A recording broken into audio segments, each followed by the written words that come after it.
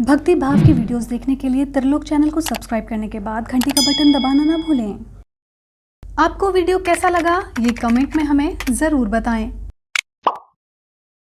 नमस्कार दोस्तों, सावन में इस बार सोमवार का अनोखा संयोग बना है। इस साल सावन महीने की शुरुआत भोलेनाथ के खास दिन सोमवार से हुई है और सावन का समापन भी सोमवार को ही होगा। इसके अलावा सालों बाद हरियाली अमावस्या भी सोमवार को पड़ रही है। सावन का महीना भगवान भोलेनाथ के साथ साथ उनके भक्तों का भी प्रिय माना जाता है।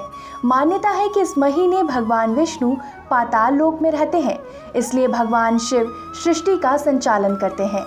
इसलिए भगवान भोलेनाथ को प्रसन्न करने के लिए यह समय उत्तम माना जाता है, क्योंकि भगवान शिव भी इस महीने कैलाश त्याग कर भूलोक पर निवास करते हैं।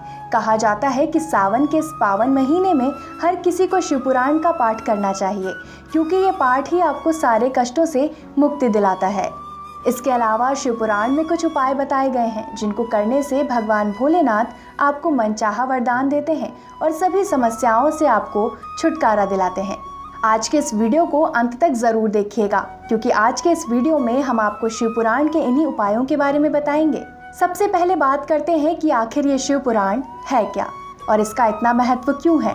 दरअसल शिवपुराण हिंदुओं का एक प्रमुख और सुप्रसिद्ध पुराण है, जिसमें परमात्मा परमब्रह्म परमेश्वर के शिव कल्याणकारी स्वरूप का तात्विक विवेचन, रहस्य, महिमा और उपासना का सुविस्तृत वर्णन किया गया है।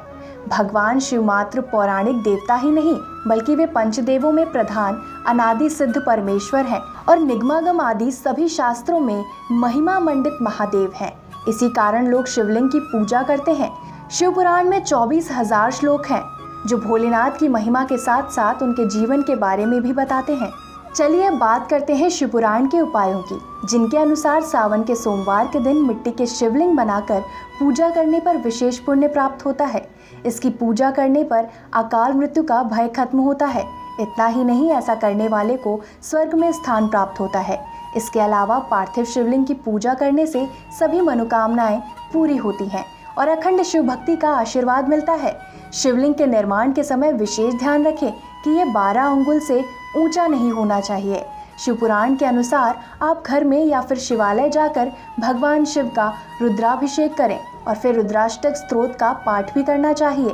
वैसे तो भगवान भोलेनाथ को सरल उपासना से आप प्रसन्न कर सकते हैं, लेकिन रुद्राभिषेक से वो आपकी सभी समस्याओं का अंत करते हैं और मनचाहा वरदान देते हैं। साथ ही इससे ग्रह जनित दोष और रोगों से भी मुक्ति मिलती है।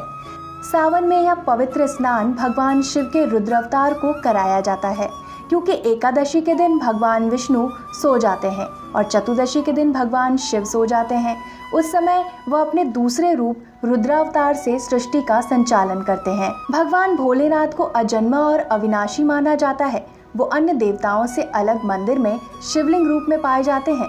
सावन का महीना भगवान भोलेनाथ को विशेष प्रिय है, इसलिए रोज सुबह के साथ साथ शाम को भी उनकी आरती जरूर करें। आरती में 1, 5, 7, 11 या 21 बातियां रखकर भोलेनाथ की आरती करें। इसके अलावा आप कपूर से भी उनकी आरती कर सकते हैं। आरती इस तरह करें कि ओम की आकृति बने और शिव परिवार में 5 लोग हैं, इसलिए आरती के बाद 5 बार शिव को आरती दिखाएं।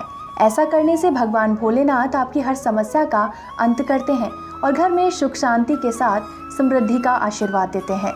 यदि सावन सोमवार के दिन शिवलिंग पर जल चढ़ाने से पूर्व आप थोड़ा सा शहद उस पर चढ़ाएं और इसके ऊपर से जल की धारा शिवलिंग पर अर्पित करें, तो इससे आपके धन से संबंधित कर्जे का जल्दी से जल्दी निपटारा हो जाएगा। इसलिए जिनके ऊपर धन से संबंधित कर्जा है वह इस उपाय को अवश्य अपनाएं। ऐसा करने से भोलेनाथ प्रसन्न होकर आपको पैसे कमाने के नए नए अवसर देंगे, जिससे आपके जीवन में धीरे धीरे पैसा आने लगेगा और आप कर्ज से छुटकारा पा सकते हैं। बैल यानी नंदी भगवान भोलेनाथ का वाहन और परम भक्त है और हर मंदिर में शिव के साथ नंदी बाबा की मूर्ति जरूर होती है। मान्यता है कि नंदी बाबा के कान में अपनी बात कहने पर वो भोलेनाथ तक आपकी अर्जी जरूर पहुंचाते हैं। सावन में अगर आपके दरवाजे पर कोई बैल आए तो उसको भगाना नहीं चाहिए। नंदी को मारना शिव की सवारी का अपमान करने के समान माना गया है। ऐसा करने से भगवान भोलेनाथ क्रोधित हो जाते हैं, इसलिए किसी भी समय घर आए विशेषकर सावन में बैल को रोटी खिलाने से भी भोलेनाथ प्रसन्न होते हैं। संभव हो तो सावन के महीने रोज या फिर सोमवार को तो जरूर ही शिवलिंग पर जल या दूध का अभिषेक करें। फिर शिवलिंग को चंदन या तिलक लगाएं।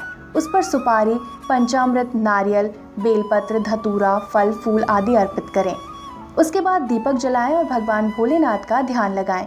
उनके मंत्रों का जाप करें। साथ ही सावन सोमवार व्रत की कथा सुने, शिव चालीसा का पाठ करें और महादेव की आरती करें। अगर आप ऐसे विधि पूर्वक और निश्चल भाव से भगवान भोलेनाथ की भक्ति करेंगे तो महादेव चुटकियों में प्रसन्न होकर आपकी सभी मनोकामनाएं पूरी करेंगे।